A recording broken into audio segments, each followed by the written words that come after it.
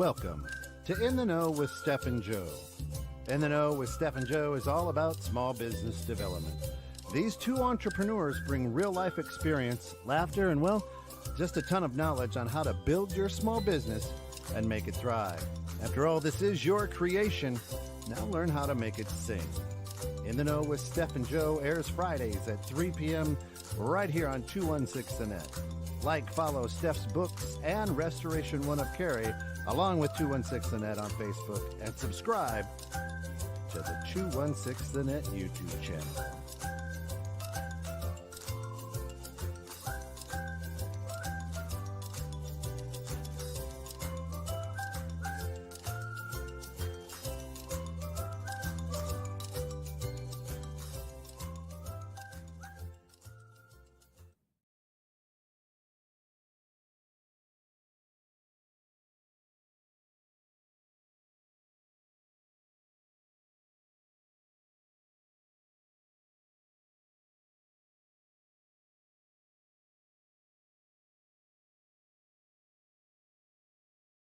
Add to stage. There we go. What a couple of degenerates we are.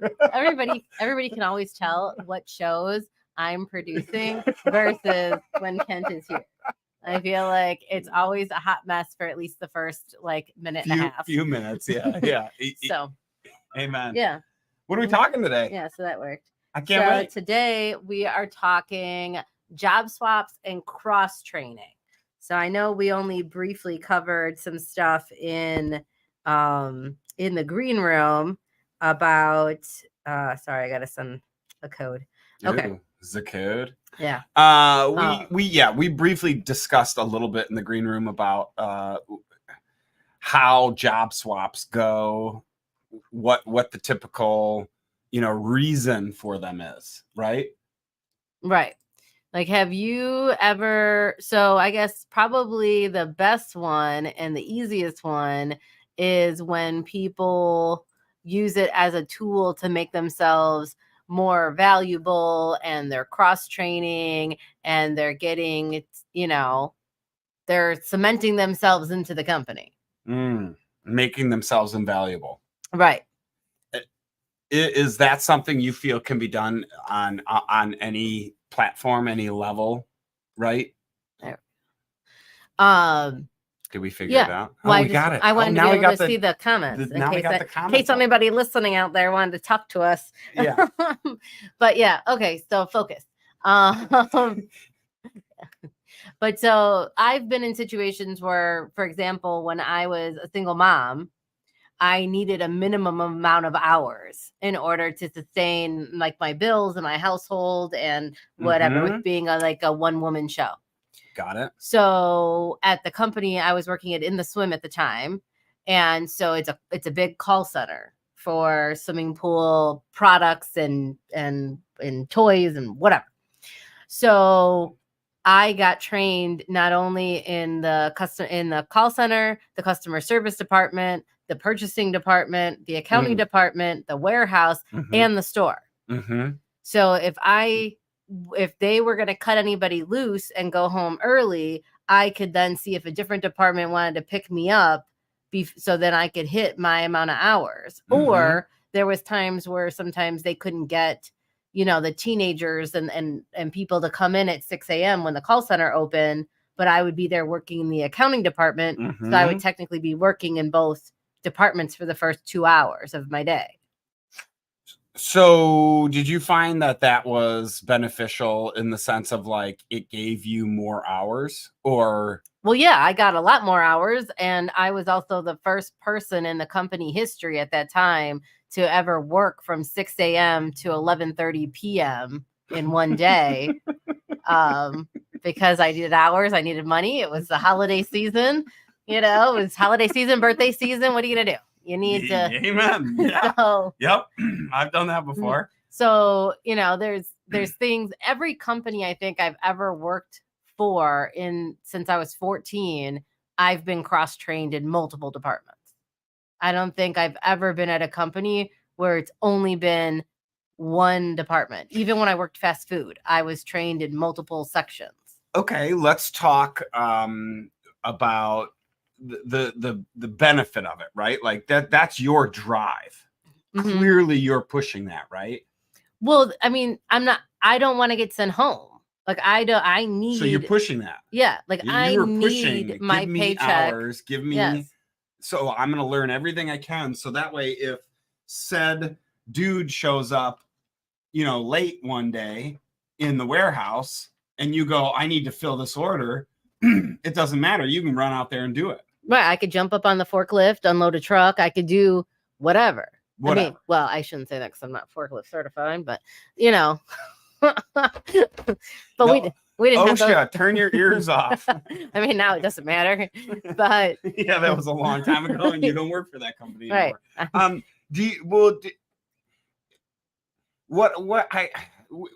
When we're talking about like going to do this, I feel like you have the drive to say, I'm going to go and do it because I want to learn as much as I can. Well, I like knowing how everything works from start to finish. So this way, if it gets broken along the way, then I know why and what and who and how to fix it. Like it's just the way my brain works and I like it. But I also need, especially prior to opening up my own company, well, even now, even having my own company, you need like a minimum amount of money coming in every month or week or whatever to sustain your bills, to sustain your lifestyle and all of that. Totally. So the one way to secure it, in my opinion, unless you want to have multiple jobs and then you have drive time, you have all of these other things that come into play that cuts into your thing. Me going into the bathroom of the company, switching out of office attire and throwing on a t-shirt and jumping into the store to ring up the cash register took me 30 seconds. Me having to go from job A to job B is usually like a 20 or 30-minute process. I love that perspective. That's such a great perspective. It's efficiencies. I know, really. And I always had the same mentality of what to do, but I didn't look at it that way. Mm-hmm. Right? I want to go and learn everything about this industry, this business, this whatever, right? Stem to stern. Right. Office, whatever. So that way I am the most valuable to that company. Right.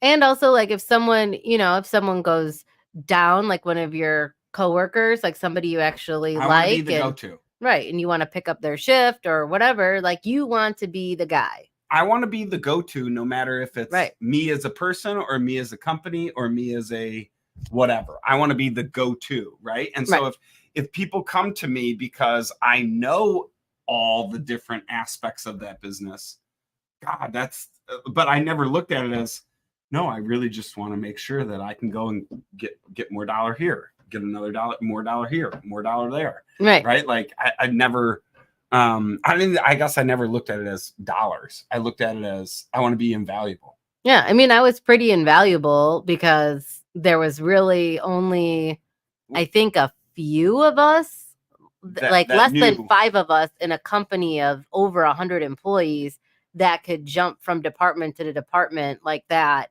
and be able to execute and do whatever. Like in the warehouse, I wasn't the most helpful, but I could do pick tickets and stuff because some of the buckets of chlorine or chemicals or some of the stuff was just, I couldn't lift it. Too heavy. Yeah. So, I mean, like, I couldn't do some of it, but I can do physically up to, but mentally you knew that you were working to get as much as you wanted, right? Or as much as the company would be willing to give you. Right. Right. Yeah. So LaRonda says, I completely agree. I love knowing everything about everything. That's my sister-in-law. Hi, sister-in-law. That's awesome. So everything about everything, right? Yeah, because LaRonda's worked for companies that are startups. So nobody knows what they're doing. You have to know, well, as a startup, like everybody, like everything, you wear every hat. Right. And everything is in theory. Like you put together this business plan, you put together these Mm. roles, you put together all this stuff. It's all on in paper. theory. And then In once theory. it goes live, then you're like, Well, that's out the window. right. And then you got to tweak it on the fly and you got to be able to do that. How do you think that plays a role into employees that, right? Like, so an employee that's worked in a small company, do you think they would be more apt to learn other divisions and other parts of a company if they're in a bigger company versus somebody that's only worked in a big company? They've only worked in their department and they've only done their thing, right? Like, they just know, hey, I'm going to stick in my role and I'm going to play my role, and that's what I'm going to do. I feel like I kind of like my team, I don't think realizes, but I do it to them on purpose. Like I make them, like every so often I'll be like, oh, do you want to go on this sales call with me so you could see me do a sales call? Oh, do you want to be sitting here on the side during an onboarding call? Do you want to be doing this? Do you want to be doing that? And I'll take them along with me so they could see and then start to kind of think about, okay, well, this is like how we do it, why we do it, you know, and then this is how I get my, you know, chunk of mess to clean up at the end of the sales process and the onboarding process. And then they would be able to in turn advise on maybe tweaking the processes to make their lives easier in the trenches. That's kind of the middle ground is, right? In my mind, a really good employee or person that wants to be their best would go and actively seek out to do different roles, right? To learn more, right? However, that middle ground is why learn those different roles. Right. I just don't think that it's pushed upon people as much as it maybe should be. Right. Yeah. Or maybe as it once was, or whatever the case may be. And I feel like certain people like get into their, like, I feel like that's a skill or a tool or whatever you can pull out of somebody and they can learn it. Like certain things that you as an entrepreneur or me as an entrepreneur, you can't teach to those other employees, whether it's a manager or an employee or a intern. Either you got it or you don't got it as it comes to the passions of being an entrepreneur and the struggle. That's like we have a list of it's a common list, right? You can Google it. It's 10 things that take zero effort, zero talent to be successful. 10 things that take zero talent to be successful. I think that's what it is. But it's like attitude, showing up on time, right? Willingness to learn, all that kind of stuff. Right. So what does Lorenda say? She said that sister-in-law's going off here. All right. There's that one. Found that startups and smaller businesses, you get more opportunities to branch out and stretch in a way that I was never able to at a huge established company. 100%. And this made those types of roles / companies invaluable to me as part of where I want to be in my career. So I 100% agree, because as a small business, you're going to see so much more diversity in what you're doing, period. Right? There's no one single accountant in, or there's not one person's not doing one role in a small business. So until you start to grow that, you, as anybody that's in that, if you learn and can know and understand all the roles, you're going to move up faster and farther in corporate, right, corporate ladder quicker, because you know exactly what you're doing with all those, and you've seen the experience from those other places. I always love to dig into other roles. It didn't matter. I mean, I feel like smaller companies, it definitely gave me more freedom when I wanted to branch out and explore the other departments. in the corporate environment, I've only worked in maybe 2 or 3 corporate environments. The structure was there, but it was a lot harder for me to just peruse the hallways and be like, hey, you need some help? Like, you get the Totally. look. Okay. Okay. I actually like that point of view because yeah, when I was in insurance, I could not go and be the IT guy, Right. but I did. Right. I forced it. Like I did my own IT work, and then I would call the IT guys and go, "Hey, I got this, this, this, and this. I've deduced it down to here. Do you know? Yep, you're right. Here, let me dial in. Boop boop. Here's what I'm doing. Can you keep me involved? I want to know what you're doing. I want to know how you're doing it. I'm not gonna do it. Just yeah, sure. Here, right? Like I made friends that taught me that. Yeah. I guess I don't know. So there's the type of person that's like one aspect of this whole job swap thing is the type of person that just has that curiosity that will just kind of be fluid and fall into multiple different hats within a company. Mm-hmm. And then there's kind of the other side of the things that we talked about where some employers, I don't know if this has happened to anybody else out there, unless I'm the only one, because apparently you're the only one. I've never heard of this before. We talked about this in the green room. That's why I'm laughing and giggling about this. Apparently this has never happened to Joe, but it's happened to me at multiple companies. And I know multiple times. You're the common denominator. But I know it's also happened to Rich too. Oh, so well, like clearly you guys are a family and we're meant to be together. So I've been at companies where they've used the job swap as a form of punishment. And I feel like anybody that works in like so amazing. Right. Anybody that works in like a service-based industry or a construction-based industry, I feel like can relate to this topic, like this type of scenario where you have the people in the office that are, you know, do their office stuff, and you have dispatch, and usually the people in the field are not always super fond of dispatch because of some of the notes or the bullshit or to be honest, the scheduling in general, like driving from like Oswego to Lake Geneva, Wisconsin, and then back to like Burr Ridge or something where you have those drive times.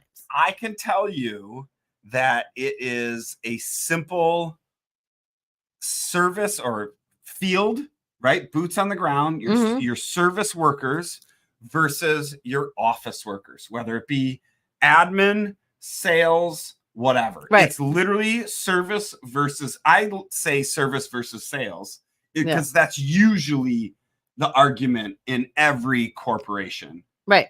Is service versus sales, but it's really sales kind of in my mind incorporates in admin, office, anybody in the office level. So I was in the office and I guess my boss at the time didn't feel that I understood or had the... Why do you feel that they didn't feel? Because you told me why, so go ahead and say it. Well, because like I was just motherfucking this truck because I didn't understand why they couldn't follow my simple instructions of what I put on the work order. And so like it was frustrating to me. So then I got put in a truck. So I had to go and shadow this truck for the day. And I don't know if you guys have ever had a ride 3 people in 3 deep. Yes. Were you the skier? Yes. I love that you know that because Carrie didn't know what that meant right away. Because I was the newbie. Yeah, so you're the skier. Oh my God, that's amazing. So that was my place. And so I had to go to all the different customer jobs and look at the notes compared to like the actual scope when we arrived and whatever. And so, yes, I found a newfound appreciation for what they do and the hours that they put in, because it was at a swimming pool company, and in the summer they were working 80 to 90 hours a week, and they're humping it. Like it's not easy work, like pulling physical all of this equipment out at every job, doing all this stuff, and then diagnosing problems. Then you have customers that stand so close to you, you could feel their breath on your neck, like physical strength plus your brain. Right. Like that's really hard. Right. So I had to do that. And then like at not one company, but multiple companies, not just field stuff, but whatever. So this is this is a recurring issue with you. Yeah, apparently. Apparently. But then when Rich worked at Comcast, he was in the field and he was having situations and issues with the office dispatch. staff, right? So then he had to sit and shadow dispatch for a whole day. And you being a guy in a truck, could you imagine having to sit for 8 hours with a headset on, just sitting there listening to the conversations? Like you couldn't interact with the client. You couldn't. No, I know. Yes. You couldn't interject. You couldn't do anything. You just had couldn't to be sit like, there. oh, it's this. I hear the problem, but you can't say it. But I feel like your skin would be crawling on your body after like maybe 35 minutes. Smoke a lot. But I'm just saying, so like there's been situations where like companies use job swaps as, I mean, I think it's kind of a punishment. You're like, no, it's, not a punishment. It's just like a way to like for you to appreciate and have empathy for your fellow, coworkers. And you don't see it that way. And whatever. No, because it was horrible. It was hot out. It was horrible. Yeah. Yes. I mean, I guess I don't see it as something that is all right. If you need to be punished, hell yeah. I can't wait for my kid to be old enough, my oldest, to send her into a freaking hazmat suit and go clean up shit. Oh, that's gonna be the greatest day of my life. But because you have a sales team and you have a field team. And I would imagine that sometimes things don't clearly translate. From sales lingo to field lingo. Correct. And stuff. So have you ever had been like, you know what, like to Christine or Mary and been like, you guys are going to be on job with Josh the whole day? I have not.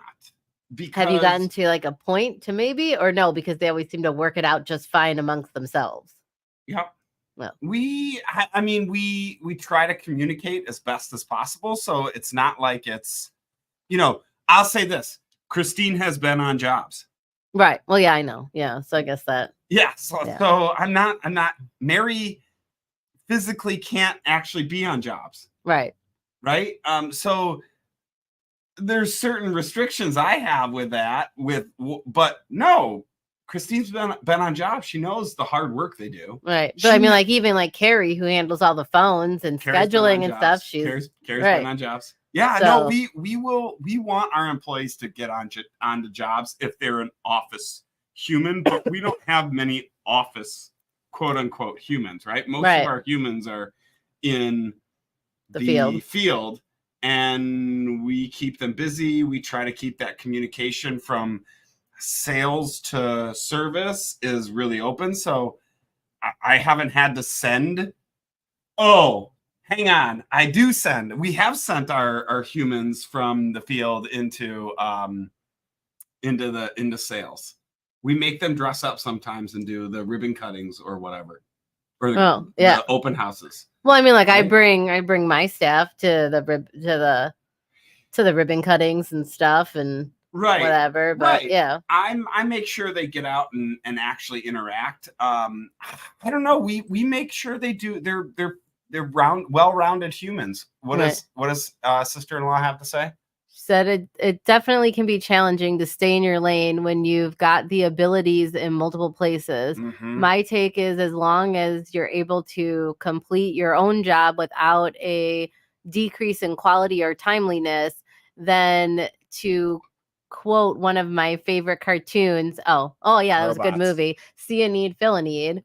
There you go. And then the cross collaboration that happens, and the ability to potentially identify gaps, issues you wouldn't otherwise know about because of the positioning being in silos is a silos. Silos is a huge benefit in my opinion. IMO. I didn't know what that meant actually. So thank you. But I knew silos. There you go. But yeah, because they would always like refer like to the office people as being on the the pedestal, or being in the Oh, the you guys ivory, are in your cushy office and your being in air the ivory conditioning. tower, Yeah, moving the pawns and stuff like that. Because I feel like, I don't know, I feel like there's always, even if you take the same office person to office person or field staff to field staff, like there's always somebody or someone that always feels like they're the hardest working person. So I feel like, I don't know if it's necessarily a humbling experience for them, because like there's usually like, so I could only speak about the pool industry because that's just a lot of my background. But the opening crews get so much time allotted to open the pool, like to clean the pool, get it circulating, get everything primed and get everything running, and then they have to get to the next opening. Like they have 3 or 4 openings in a day. Move jobs. Yeah. Right. Yeah. And then usually like a technician follows up after the opening, because sometimes like the water level isn't high enough to prime the skimmers. So somebody has to go back and prime the skimmers, or by the time they get back, then all the debris is settled to the bottom of the pool again. And now it's clogged the filters, or it's clogged like the skimmer pumps or baskets. I mean, so usually like the technician is a lot of times like, well, what the heck, they left the pool like this is shit, like, and whatever. But they usually have those like a little bit more of a cherry picking kind of jobs as a technician, because you've paid your dues, you've gone up the ranks and whatever and whatever. And sometimes you forget about the beginnings and how it is with the openings. So then sometimes they need to be reminded and run an opening truck for a day and see how it feels to move that kind of stuff. I feel like as a company, if you're very versed and you're first off, if you're growing and you are a big company and you have multiple departments, right? If you have multiple departments, it's clear that if you're not making those humans in those departments move from department or at least just minimum understand and be in constant communication with them, then you're doing yourself a disservice. Right. You know what I mean? After that, what did sister-in-law say? Oh, she says that we make a hell of a team. Sorry. That was a squirrel. Only been doing this for 2 years together. 2.5 years almost. But then after that, it's like, to me, if you don't have a person that really wants to learn and get and understand other departments to be better at their job, then I think we didn't even talk about that side in the green room. I know. That's why I like, that was in my brain. It's like, if you have somebody that's not really pushing to, I didn't mention this to you. What happened? Oh, Facebook, it just says Facebook user. Hi. Hi. I don't know who it is. We don't know who you are, so you should put your name on it. But if you got employees that don't want to go out and explore and don't want to learn and grow, they just want to do it. Well, I kind of now know who my weakest link is, if you will. Okay. Right? In my mind, I'm looking at it as an employee or employer to my employee going, well, you don't want to learn. You don't want to get better. You don't want to expand your knowledge. You just want to be stagnant.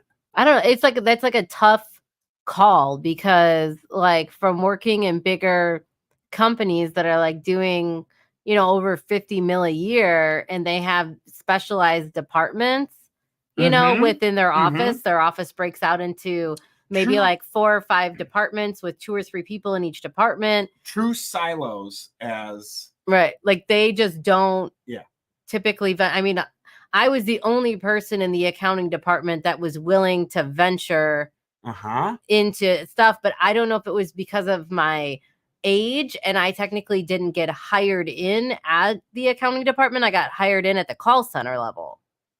So I don't know if that was different, but I would never see them, doing that. Here's a good one. What if they just want to be an expert in a single area as opposed to a jack of all trades? Right. And I agree with that. However, how do you be an expert in your area if you can't get your area to coincide with the other silos? I think some of this is where the big differentiation is going to be between a small to maybe mid-sized business versus a large corporate business. Because I feel like when you get into those large corporate Fortune 500 companies, I would rather have somebody that's an expert in their area than a jack of all trades. In a small business, Totally. the jack of all trades is going to be beyond valuable, just the same way as an expert would be in those bigger businesses. Challenge. Okay. Once you become that master in your industry, right? Your realm, your silo, right? Once you become that master, how do you become that master without understanding how your silo ties to the next silo? I mean, I see it all day long. Like CPAs don't know how to, not every CPA knows how to navigate QuickBooks the way that I know how to navigate QuickBooks, but they're an expert in taxes, and I wouldn't know the answers that they know in the tax realm, but they don't know the answers that I know in the QuickBooks realm. Right. But as a bookkeeper, I operate in QuickBooks all day, every day. So it's my job to know. Correct. Like, otherwise I would, I don't know, I would be really horrible at my job. That's kind of what I'm saying, though, is you're working business to business right there. I'm saying if you're talking like within a large corporation, you're going to have a bookkeeper, an accountant, right? Yeah. You have your accounting department, and then you have a comptroller that will oversee that division. Yeah. Right. So as the head of that division, you have to know how to do everybody's job. Everybody's job in your silo. Yes. But it would also behoove me as the head of that department to learn how, right? Like I know that, well, the department before me is purchasing. There you go. Thank you. See? And the department after me is? Well, usually the VP to sign off the checks, or the accountant to do the taxes. So I would want to understand both of those departments a little bit, so that way I become better at my silo, because then I can understand what's coming in here and what's going out there. So that way we make it a more seamless. So in my mind, I agree with totally. I want to understand and be the ace of my domain, if you will. My big giant silo.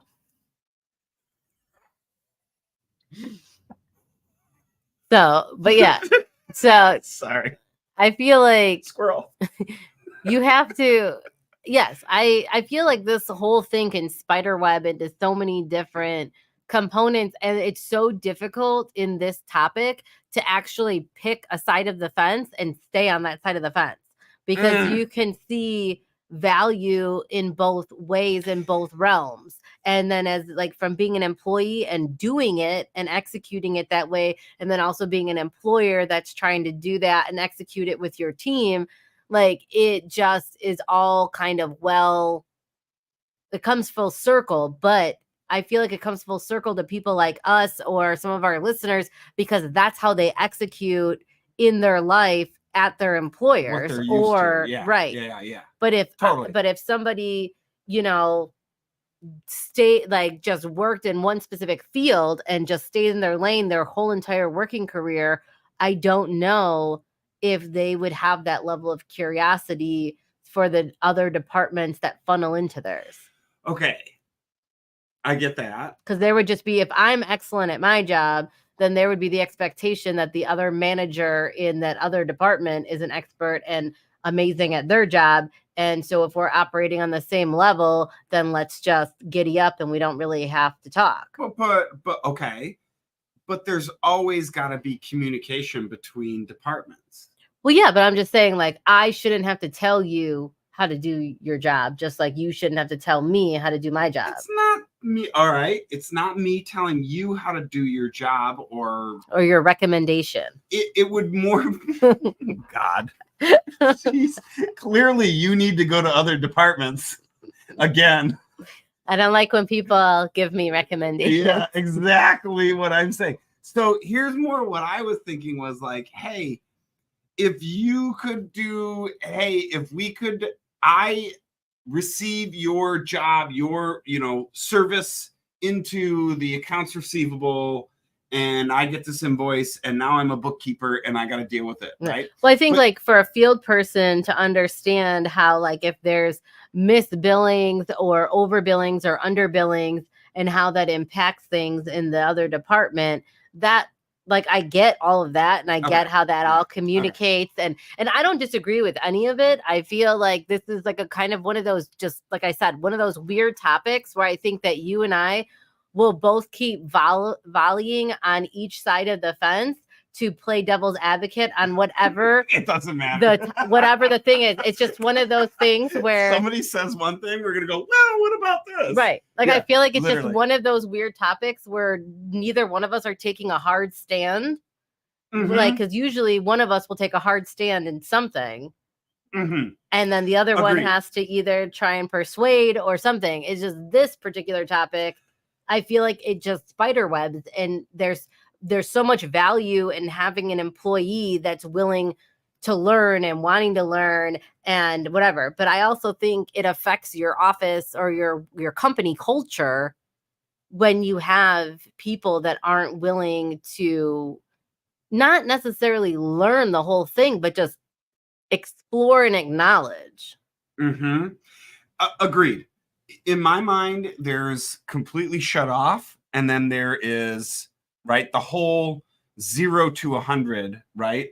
0 being shut off, 100 being I know every job in every other department, right? Stem to stern.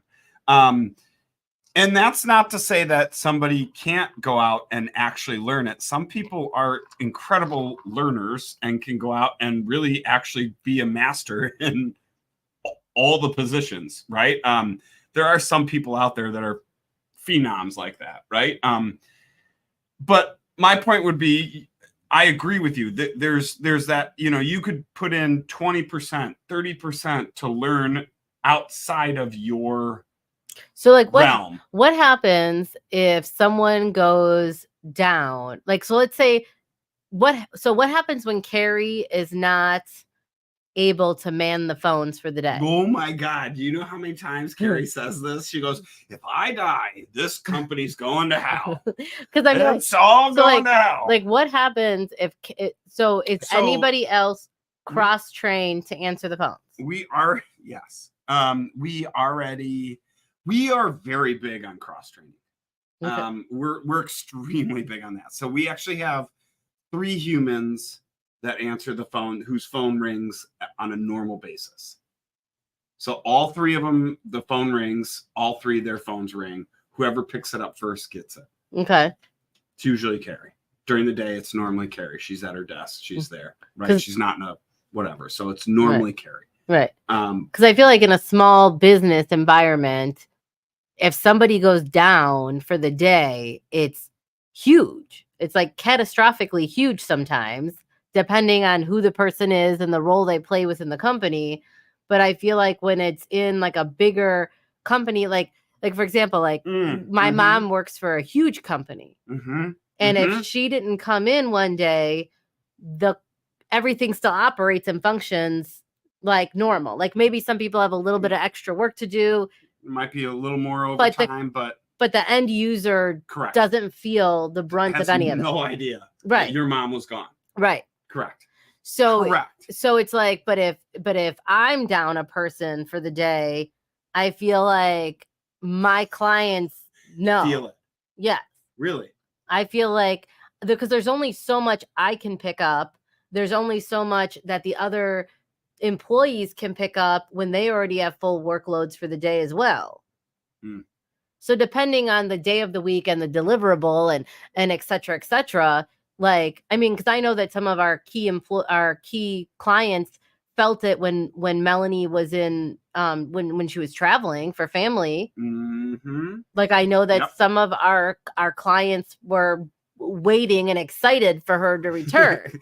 Oh, you're back. Because like we just like the other, like other ones, like we knew how to do it, but our flair and style is different.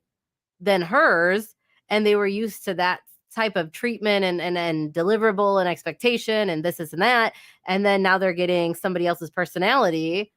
So it's that might be a little rougher around the edges, right? And like we know not how so to fuzzy. like we have like Warm and all of our fuzzies. processes like documented It's and the stuff same in the thing, file, right? It's the same but product. it's just like It doesn't have the perfume that was sprayed on the letter and the card, right? Right. And the fluffy stuff. right. Yeah. So it's just like, Do you okay?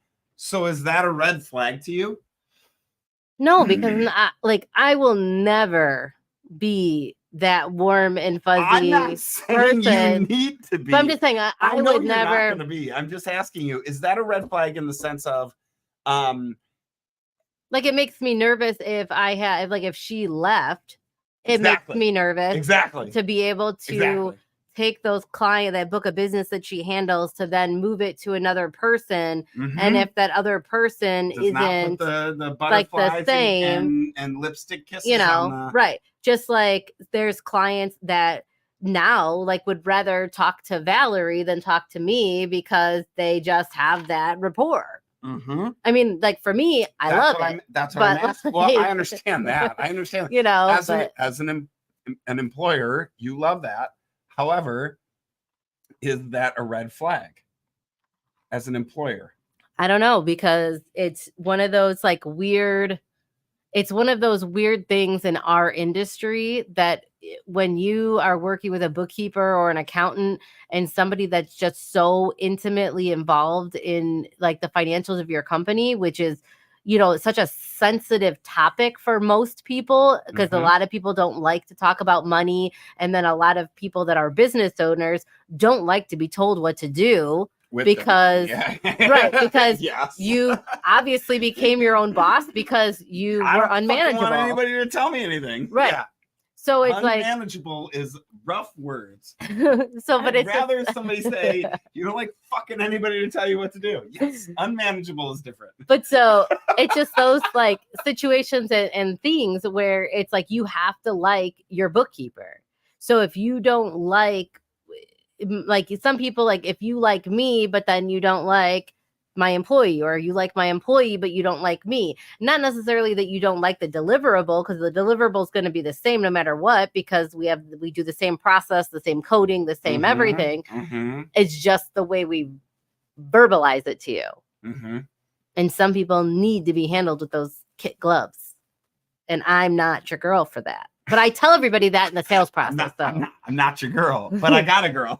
Yeah. But don't worry, I got somebody. So I got a human that can do that for you. So I don't think it's necessarily a red flag. It's just that like I know that I try and hire people that have a stronger, their strengths cover my weaknesses, and my strengths cover their weaknesses.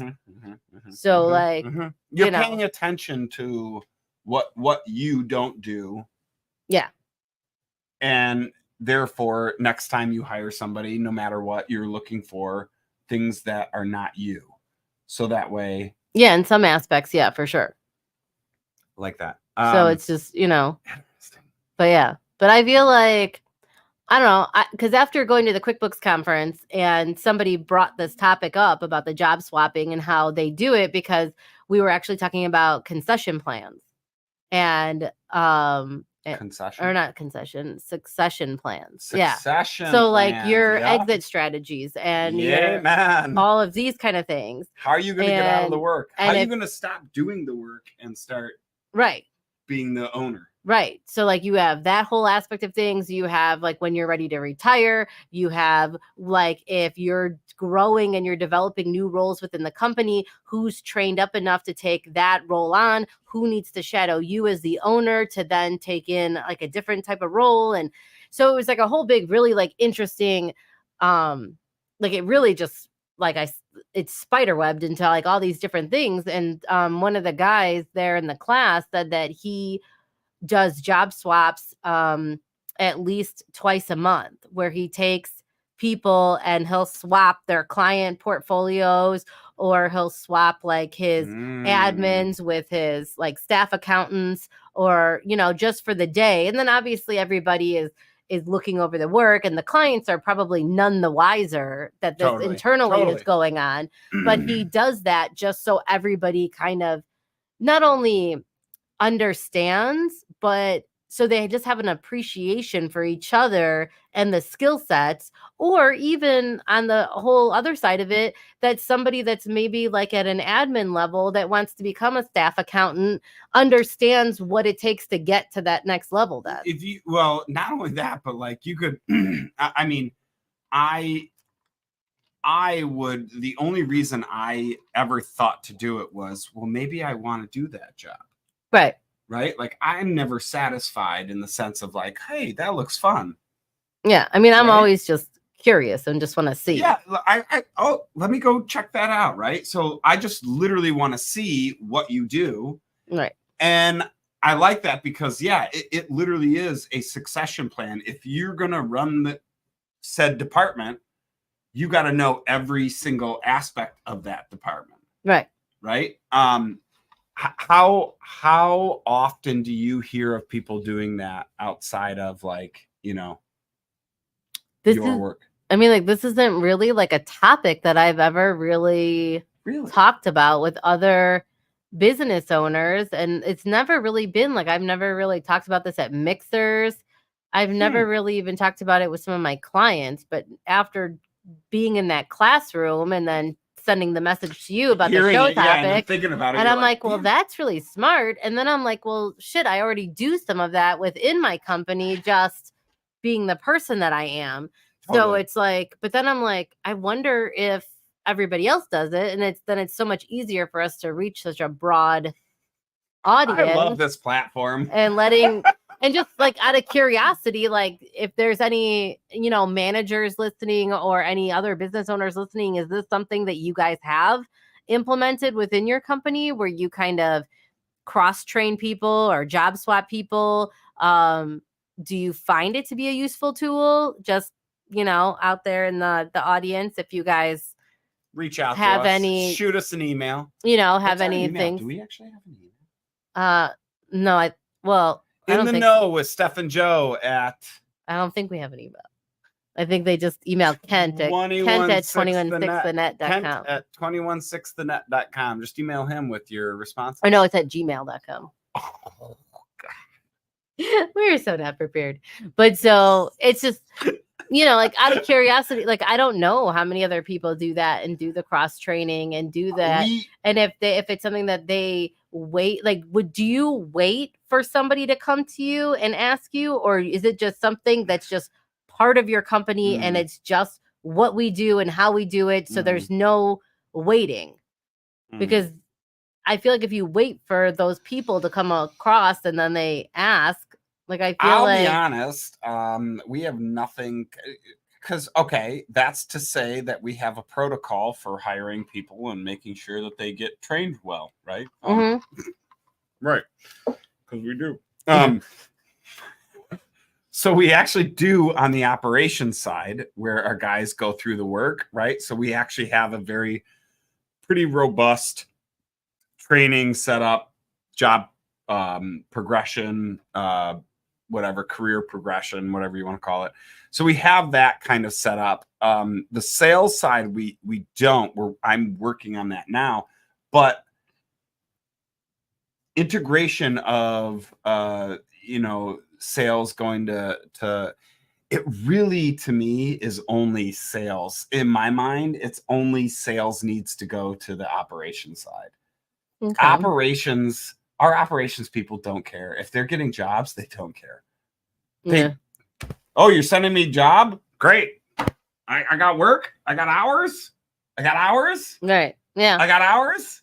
Right. Yeah, you got shitloads of hours. Go work. Great. Right. Okay, I'm going to go work. Right. Yeah. It's more about gathering the info. So if they're like, hey, this is what really is the job is. It's not a pool clean out where, you know, they said, hey, the pool's a little dirty, a little bit of debris, and you show up and it's black water. And you know there's a foot of muck at the bottom of it. Right. Right? Like that's different. And so that's kind of the only thing that we do back and forth between. So do you feel like you don't have such like turmoil between the departments because you guys you're so like proactive versus reactive? Correct. Yeah. And so now I'm trying to get the sales side set up so that when we do hire more salespeople, they're set up and teed up with a training program where they do go out on the jobs in the beginning. Christine, every salesperson we've had that has been able to be out somewhere, we've tried to get them out onto a job. Right now, Christine is our salesperson, and she has been on job. So I know that that's happened. To me, it's now a matter of everything in the future, and I would like for my salespeople to be on jobs.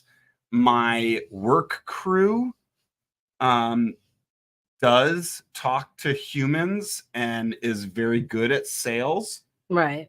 They, in fact, were different from most companies that are like us because we don't close our salespeople don't go to a job to close the job and get the job, right?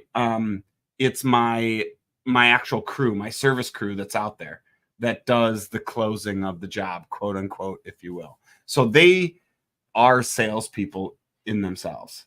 They talk to clients, they deal with it, they do the paperwork, they do everything, right? My technicians are actually closing the job. Yeah. I mean, I guess I don't know. I feel like in every different department I've worked, I've found a new person that was the bane of my existence.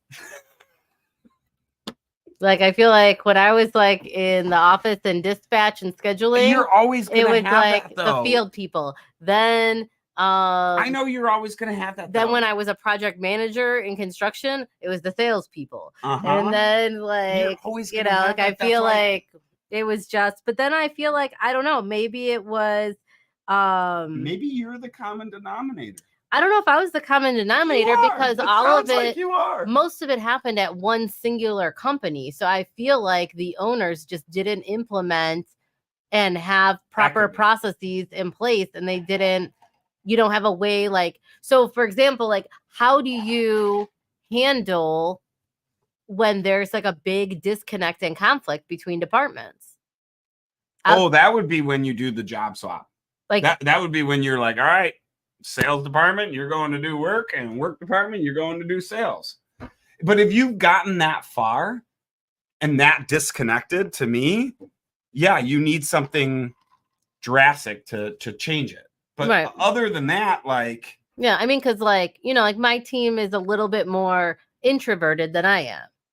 Mm-hmm. And so like getting them warmed up to the idea of going to do like marketing events and doing the golf outings and sitting out there and talking to people, they were really hesitant at first, but then as time has progressed and stuff like that, then now they've even gone without me to the event and managed. White Claws and those girls and boys will do anything. But they like managed. They were able to manage the golf hole and set it up and break it down and still produce the experience that I deliver when I'm there.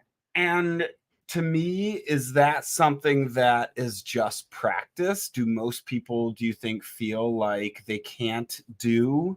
I think everybody just gets nervous when it's out of their comfort zone. Yeah. And I think they get nervous when there's change. You know, people just get nervous. Is nervous okay? Yeah. Did you know? What? That nervous and excited are the exact same physical feelings in your body. So should I just tell them, no, you're not nervous, you're excited? You're excited. Yeah. No, literally nervous and excited are the exact same physical feelings in your body, right? It's the exact same feelings for nervous and excited. It's just your mind telling you which one's which. So I guess we're coming down to what did we learn? The last 5 minutes. So what did we learn? Yeah. So what did you learn today? Wow, this day went by quick. I learned Oh, I had one too. I should have wrote it down. I didn't have a piece of paper or anything. Shit, what did I learn today? Well, I learned that this was one of like it was unique and slightly disappointing that neither one of us picked a lane on this topic. Like I was anticipating So true. I was So anticipating since I'm an office person and you're a field person. I'm not though. I'm both. Well, I guess you've worked in both, but I'm just saying like the entire gamut. we needed a field person. Where's somebody that was in the field? We need Rich. Now he's both because now he's been working in an office the last like 6 years. We're all playing both sides of the field here. Everybody's gone to the dark side. I don't know. Well, there's a lot of pegging and I was like, I reversals. felt like slightly disappointed that nobody picked a lane and it had a commitment. Because I feel like every topic, feel like this was worth it. This was a good one. Like every topic, we've always picked. Somebody's picked a lane. That's true, but I will say I feel okay that we didn't actually pick a lane. I mean, my lane is yes, get out there and fucking go. Sorry, get Swap out there. The jobs and do you swap jobs? Swap the jobs. Oh, swap jobs. Yes, correct. Sorry, bad hearing.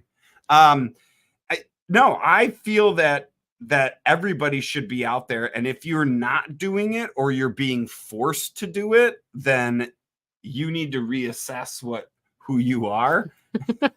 Because what are you saying, Joe? Because if you, and I agree with LaRonda on the fact that like you want to be an ace in your area and your field, but you can't be an ace in your field and the best in your field without understanding the fields that you interact with. Right. That's the only way, because now I can produce a better product out of my silo for the next silo because I know what that next silo needs. Right. So I can adjust my silo product. So in my mind, I think it's just I learned that I am in the get out there and learn every field. I have officially picked my lane. So, and then next week, we will be doing. You will be doing. Yeah, you will be doing. So, are you the type of person that likes to reward the good behavior or punish the bad behavior? Joe will not be in studio next week. So, if anybody out there listening wants to be a co-host on this topic, please reach out to me, either via Facebook or text or email or whatever you want to do. And you could either zoom in on the link, or you can come to the studio and sit here with me. That's it. What does LaRonda say? As a leader, I like to have a mixture of both types of people on my team. That's it. That's a great closing sentence. That's what I learned. Oh, and I also learned that LaRonda is your sister-in-law. On January 5th, we're going to be doing kind of a, I don't know if it's a competition or a debate or whatever, but between Mings and Wings. So we're going to have the guy. What, last time when we talked before Thanksgiving. That's true. So we're inviting people that are part of Wings, and we're inviting people that are part of Mings. And if anybody doesn't know what Mings is, it's the men's version of Wings. So men, whatever, it's like a men's group, like the She-Man Woman Haters group, I guess. I don't know what you call it. Listen. The Mings will be present.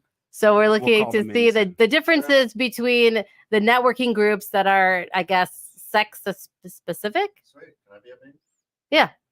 So you'll be a guy. So you'll be. I do not know. Yeah. Well, Kent's a guy, so he would be on the guy side. Well, you're on the guy side. Yeah. We'll go. So we're looking for anybody that wants to come in, male or female or whatever, to debate the differences between having same-sex groups versus mixed groups versus the you came in at a great time. Whatever the co groups, I don't know what you call them. I feel like I'm gonna say like all of the wrong trigger words in this situation. But so I think it's a trigger. Yeah. So we're trying to figure out are you more expressive and communicative when it's a group of people of the same Group sex, of dudes or or group of chicks? right? Or if it's or if it's mixed, Commingling. Or Right. theys. or if it's Don't care. right. We're not judgmental here. So that's going to be our fun debating kind of topic on January 5th. So just giving everybody a month's notice to get your stuff together for that. Get your shit in here. We're going to put bleachers in here because we're going to have so many people. I love it. Let's Yeah. do it. Yeah. All right. So I All guess thanks for getting caught in the net. Have a good weekend, and we will see y'all next Friday.